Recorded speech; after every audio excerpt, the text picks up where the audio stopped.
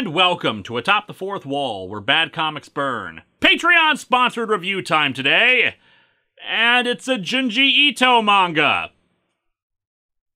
This one might get a bit squicky.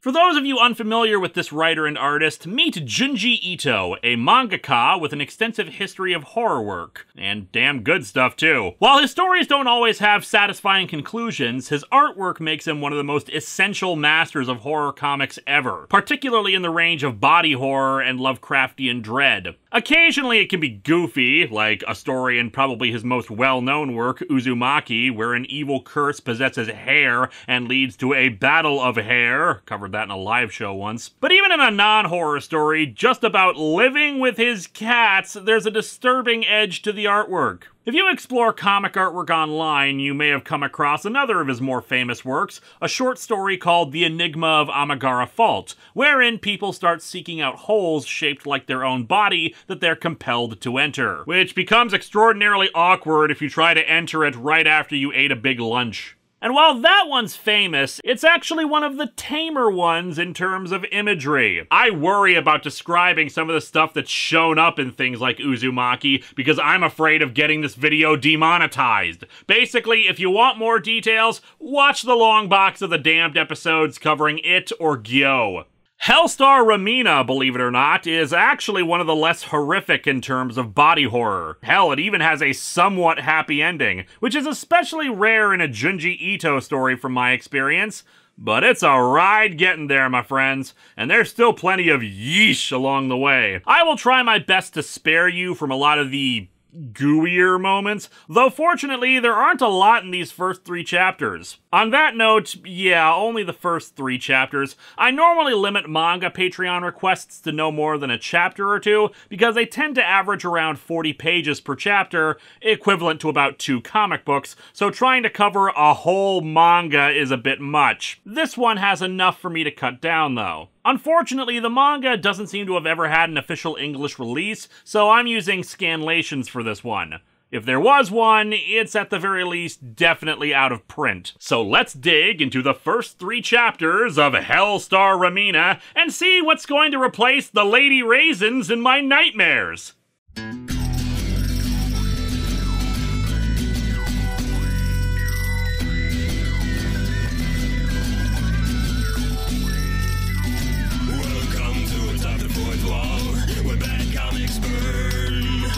Linkara's gonna teach you all a lesson you won't learn. Brodsky, you're not the smartest. Life out, you're not an artist. Anyone who's had a bad comic published, it could be your turn. Linkara, he's a man punch, wears a birdie hat. Linkara, he has a magic gun. Where'd he purchase that? Linkara, coins, robots, Amazons and trucks. Linkara, this comic sucks. Linkara.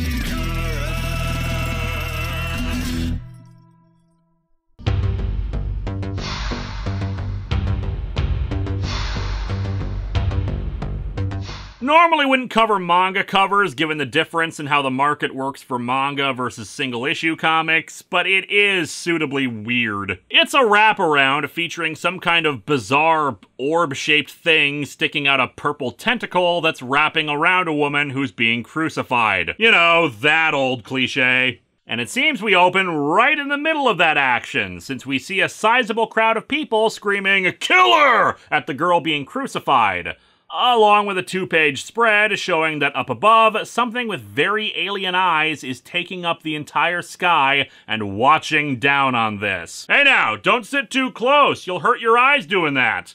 We also get our first chapter title, The Dread Planet. Okay, Fezzik, I think impersonating the Dread Planet Roberts might have been a bit overboard. While the crucified girl just worries about her father, we finally get some narration. July 20XX AD. Ah, so we're in the Mega Man universe. There came a day to end mankind. Be sure to set a reminder about it on your phones. But yeah, this takes place in the future, at least during a time when there's a moon and Mars base and personal flying cars. I was promised flying cars. A scientist named Professor Oguro is holding a press conference with his daughter, Remina, after winning the Nobel Prize. It seems that 30 years ago, he discovered a wormhole that opened up into another universe, and recently discovered that a planet had emerged from it. The planet seems to have an erratic orbit, and since it was his discovery, he decided to name it after his daughter, particularly since it was discovered on her 16th birthday,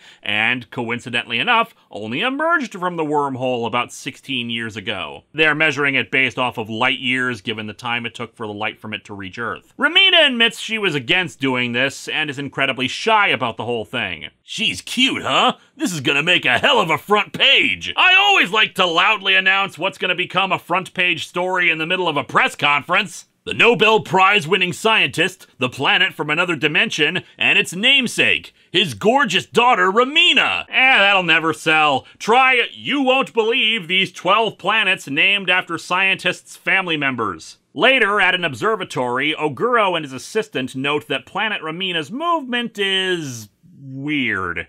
It goes pretty fast, sometimes at the speed of light, and any stars that it seems to come close to tend to, disappear. Oh great, turns out all they discovered was Galactus! Meanwhile, Remina the girl is finding herself with a ton of unwanted attention. It seems plastering her face everywhere has made her a minor celebrity, despite the fact that, well, she hasn't actually done anything. It's just her name was used by her dad. She has to run away from people who start chasing after her and asking for her autograph. Like, if you wanted to name someone that you would consider a vapid celebrity, chances are they've at least done something to earn some attention. They're models, they're rich, they've done or said something incredibly stupid.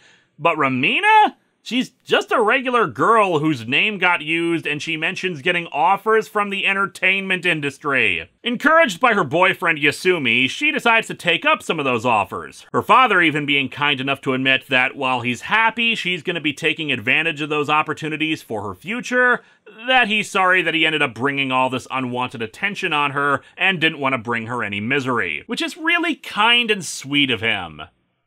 And this being a Junji Ito story means he's probably a dead man walking. After signing with a talent agency, Remina apparently moves into singing as an idol to sold-out crowds. Also, she has a robot friend who disappears after this concert, and I feel sad we never learn what becomes of it. Yasumi acts as her manager and signs her on as the corporate spokesperson for Maneshi Construction, though Remina admits that she feels like this is all happening so fast. No time for her concerns, though. She's off to dinner with the CEO of Maneshi Construction, whose son Kunihiro is a huge fan of hers. Hey, Dad, can I show Remina around the house after dinner? You damn well better. I mean, I could do that since, it's my house and everything, but, well, I'm in a robe right now. Kunihiro shows off a massive underground bomb shelter beneath the house, and it's pretty snazzy. Comfortable, bright, and Kunihiro makes it clear he's pretty interested in Remina, even offering her a spot in the shelter should she ever need it. He also mentions that he has a brother they haven't seen in 10 years, since he wanted to become an astronaut against the wishes of their father, and he ran off to try to fulfill that dream. And I'm sure that offhand detail about the brother, or this massive secure bomb shelter, won't be important at all later.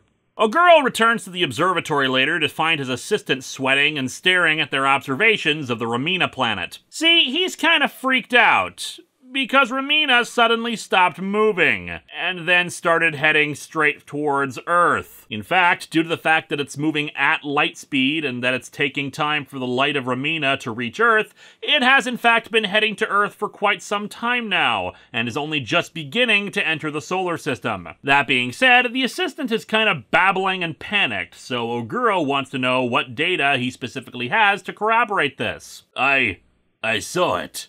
It looked right at me. Oh, did it now? I mean, this is Japan. Are we sure it's not just coming here to challenge you to a Pokemon battle? It did! Remina looked me right in the eye! Remina knows about us, knows we're here! That's why it's coming for us!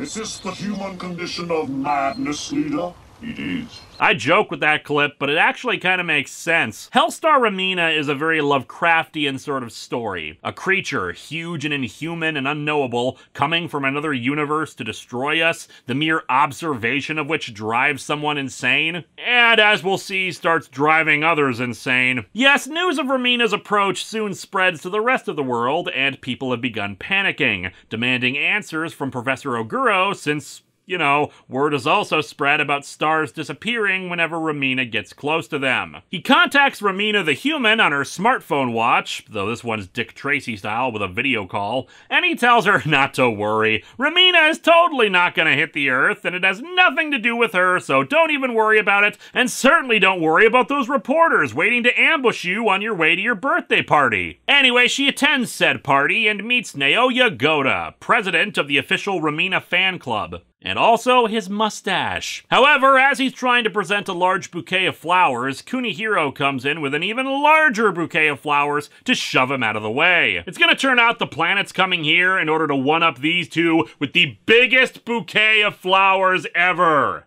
The two start arguing with one another, but their fighting is quickly interrupted when an egg flies out of nowhere and hits Remina right in the face. The two put aside their arguments to try to find out who did it, but no one admits it. Yasumi takes Remina away to get cleaned up and suspects that the egg wasn't meant for her, but one of the two idiots fighting over her. However, as Yasumi steps out to get a change of clothes for her, a news report comes on. We can now confirm that the planet Remina is heading rapidly towards our solar system. The same study places planet Remina in a location approximately 10 billion kilometers from the Earth, which is just a few kilometers past the distance between Earth and Pluto at their farthest apart, so smoke 'em if you got 'em. It seems our report is already dated. In fact, Remina has already entered our solar system, so you probably don't have time to smoke 'em. Our apologies. We're getting unconfirmed reports that we have lost visual contact with Pluto and Neptune. Whether their whereabouts are unknown, or whether they have disappeared entirely is still unclear. We have just received official confirmation that Pluto, Neptune, and now Uranus have all vanished. This has been Plot Convenience News. All the news you need to know about the end of the world, even if it's outdated. Plot Convenience News. So yeah, this is pretty bad. In fact, in that short amount of time, Saturn is soon destroyed as we see the planet Remina impact and annihilate it. People in the streets start panicking as they realize Earth is doomed. There aren't enough shuttles to evacuate the Earth, and there's nowhere they can really go since both the Mars and Moon bases aren't safe from Remina. As some kind of speaker balloons start announcing that people should remain calm and return to their homes while they work on a solution, people just continue panicking. One guy, though, manages to grab the crowd's attention when he points out how it can't be a coincidence that of all the planets in the universe, Remina is headed for Earth. Firstly, the planet rocks up just as Professor Oguro said it would. He gets the Nobel out of it, and his daughter becomes a big star. How perfect! I can't be the only one thinking that. Okay, so what are you trying to say here? I'm saying that man and his daughter, they're signaling it to come here. Having it collide with Earth and destroy it will get him another Nobel Prize, and his daughter will be an even bigger star. At the observatory, Oguro and his assistants observe Remina arriving at Jupiter, the gas giant dissolving. It would appear that in the blink of an eye, the Remina planet itself absorbed whatever was left from Jupiter. Man, the monolith is gonna be pissed. And if that wasn't freaky enough, Remina then comes to Mars. And the video footage shows a giant tentacle emerging from Remina and grabbing it. Huh, this seems weird. Let me check my horoscope about this. Let's see. According to the position of Mars, oh God, oh God, oh God, make it stop. Well, I suppose there's a bit of room for interpretation there. Apparently that's all the footage they got because the news reports that Mars just disappeared after that. Mass riots sweep the globe as planet Remina approaches, even many in Tokyo, ones that start screaming to kill both Oguro and human Remina because people are idiots and need someone to blame. Soon Remina's admirers arrive to try to get her to safety as a swarm of people storm her apartment building looking for her, just barely managing to get her into her flying car before the crowd reaches them. From above, they spot the people erecting two crosses. But above them, planet Remina finally arrives at Earth. Cross is getting set up, evil alien planet in orbit, the cover of this manga. Don't quote me on this, guys, but I got a feeling our heroine is gonna be just fine. We begin Chapter 2, Girl Hunt, right where we left off. Ah! Look at that! There's a chapter header in the sky! The announcement balloons inform the populace that Remina is not going to collide with Earth since its approach is slowing down. They're launching an expedition from the moon base to hopefully get some more information about it. The astronauts are surprisingly calm given the situation. We can only speculate as to why it would decelerate now, right at our doorstep. Well, gee, Gary, do you think it might have something to do with how it sent out a big-ass tentacle that wrapped around Mars? Maybe gonna do that to the Earth, too? Just throwing that out there. They enter Remina's orbit, but soon get freaked out by what looks like an eye opening on its surface. But hey, I wouldn't worry. It's probably just a large volcano. A large volcano that moves like an eyeball and looks right at the shuttle. Back to the crowd, their panic and idiocy resumes. Don't you remember who's behind all this? Oguro, the guy who found the place, and daughter Remina, the big TV star. They're in league with the devil. Damn Hollywood elites and their deals with devil planets from other dimensions. Back with human Remina and her entourage, Goda and Kunihiro have a bit of a pissing match over who's responsible for rescuing Remina from the rioters, but they table it to watch the news, which is not good. The rioters stormed the talent agency representing Remina and murdered the company president and staff. So when they're willing to outright kill people associated with Remina, it's not a good sign for her. This isn't helped by the newscaster getting killed with a pipe and this scary cult guy taking over. We interrupt this broadcast to bring you a message. Man, sponsored corporate advertisements are getting really aggressive. We represent a concerned group of citizens who love Mother Earth. Oh my god, Greenpeace has finally snapped! The cult claims that the only way to save the Earth is to kill Remina and Professor Oguro. The planet Remina is nothing more than a projection of Remina Oguro. Destroy one, and the other will go, and with it the threat to our Earth. There is logic in what he says. The group argues about what to do now, especially since they can't remain where they are. The apartment was paid for by the talent agency, so the rioters will no doubt be able to trace them there. Remina breaks down and apologizes to everyone about getting them involved in this. And yeah, this is a bit of a problem with the story. Despite her ostensibly being the main character, Remina is a very passive character.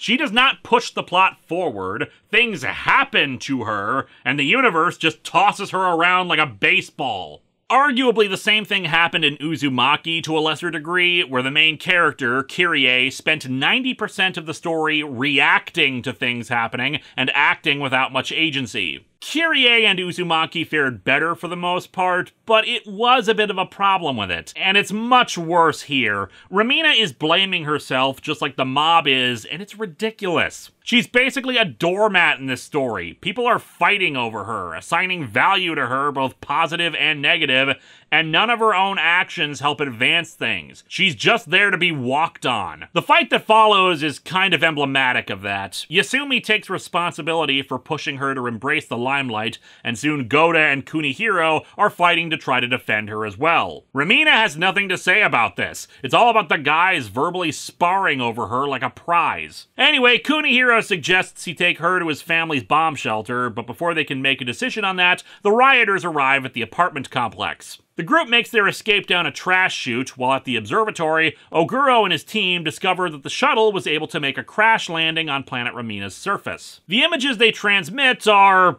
less than promising, as you can see by this hellscape of tendrils, black spikes, and otherworldly fog. The sad thing is that this is actually the premier vacation spot on Remina. The two survivors of the crash say that conditions on the surface are strange, but potentially survivable for humans. Although how they make that assessment is left a mystery, since their equipment can't get a read on the atmospheric conditions. They spot what appears to be humanoid shapes waving at them, and then the transmission dies. Oguro wants to go back to Tokyo to try to find his daughter, but the other scientist tells him that they can't guarantee his safety if he leaves. Speaking of, Remina's group has made their way into the sewers and plans to get a disguise for Remina to try to blend in with the crowd, but they're found out before they can try it. Fleeing to the surface, the mob catches up with them while Remina continues to fill up the sky with its approach. Kunihiro first tries to save his own skin by pretending he doesn't know them, before then rushing past Remina down an alley. Yasumi, too pure for this world, sends Remina down the alley while he stays behind to try to buy her some time. Unfortunately, it's for naught, as they're both taken and Yasumi stabbed. "Sorry, Remina. Said I'd always be here for you.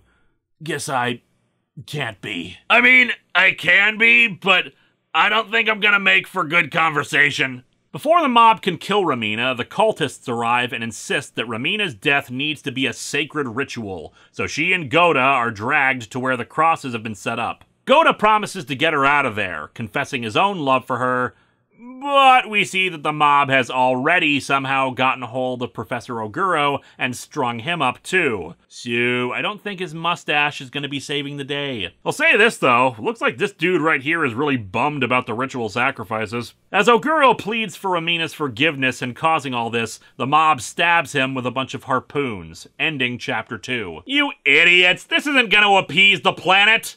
He's just gonna rise again in 3 days! We pick up chapter 3, Plaguebringer, immediately afterwards. Remina gets strung up, but then Planet Remina seems to take notice of this, aiming its eye right down at them. And then, well, what can only be described as a mouth forms. Peoples of Earth, I wish to apologize. I'm actually really drunk right now, and I should not have been driving.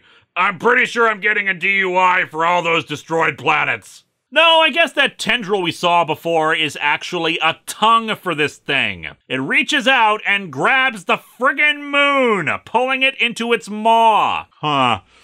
You know, guys, I'm just gonna put this out there. I don't think murdering the scientist actually helped.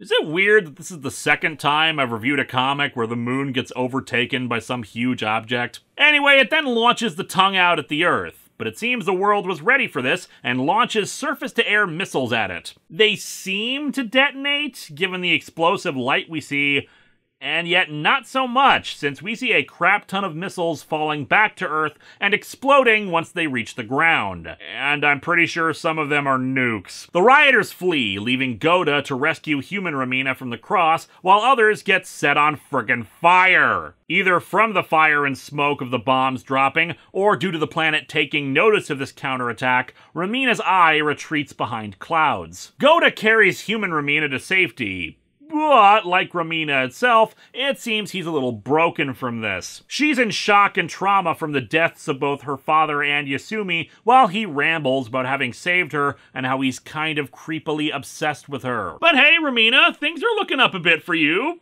After all, he found you that snazzy hat.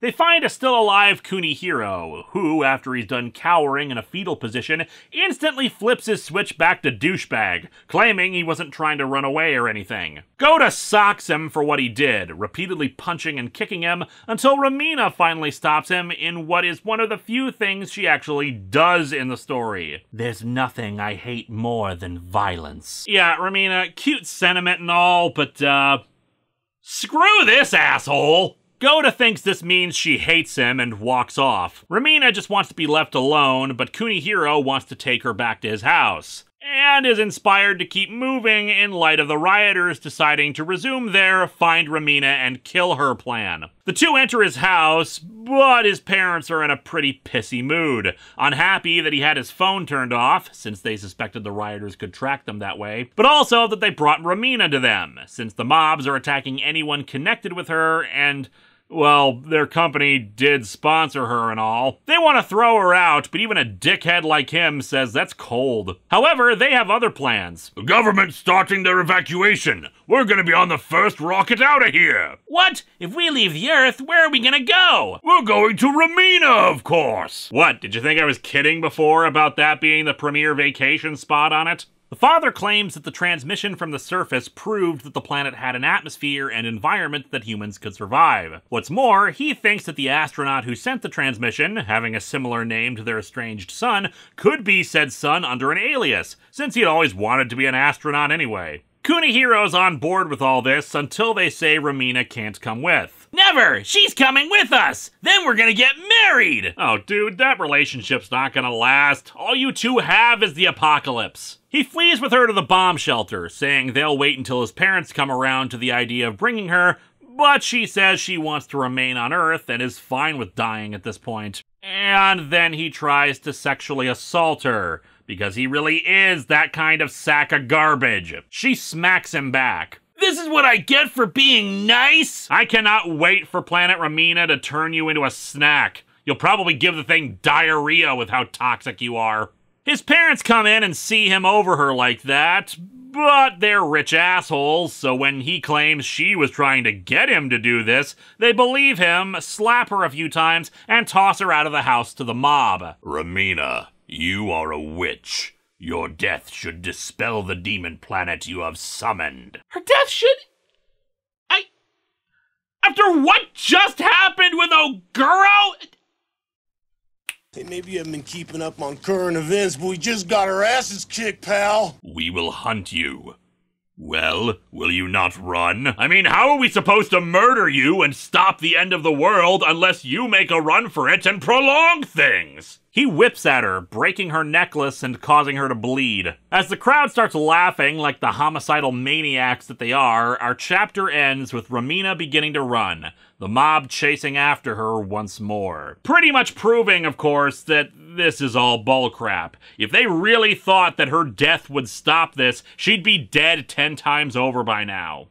This manga is really good. The weakest element, as I suggested, is Remina herself. Barely active in the plot despite technically being our main character. She has little agency of her own aside from 1 or 2 moments, instead a perpetual victim flung from one horrifying experience to the next for no crime of her own. In some ways, that's probably part of the point, criticizing a celebrity culture that rewards someone doing nothing of note, while also literally crucifying someone for that exact same reason. It's a very bleak portrait of humanity. When the world is falling apart through forces powerful and uncaring of human life, said human life turns on itself, creating ridiculous scapegoats in a vain attempt to save itself while sacrificing everything that makes it human. And yet we also see moments of genuine humanity that do exemplify dignity and courage. Yasumi's sacrifice, Remina's quiet attempt to just let the end come, Goda's rescue of Remina even when people are getting set on fire. The story is terrifying, with Ito's signature art style showing both things disgustingly repulsive like the planet itself, and yet other times more subtly horrific, like the humanoid shadows on the surface of the planet